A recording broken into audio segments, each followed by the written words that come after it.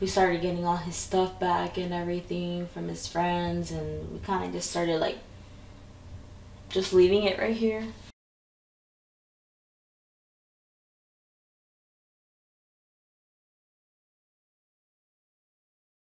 It's just a sonogram. These are all just actually his pictures. It's just all his whole entire life. That's Sunny and one of his closest friends. He lives like across the street. I actually start my days every day now, like by just saying a quick prayer. I guess just thanking God that I at least get to wake up every day.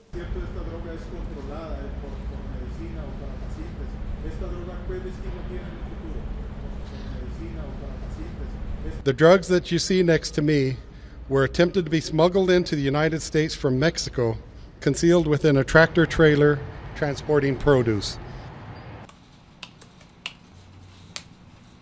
So here's how the problem has grown with fentanyl. 4 years ago, we seized 0 fentanyl in Arizona. 0, not any.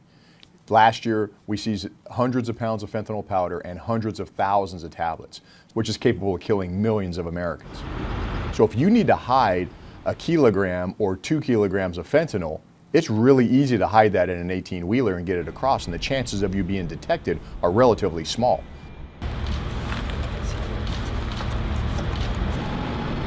The reason that they're so involved in fentanyl is because we have so many people that are addicted to opioids in this country, and it's a venue for them to get into that market even more so than they did with the heroin. And remember, for fentanyl, it costs a couple of $1,000s to make enough drugs to make a couple of $1 million in profits.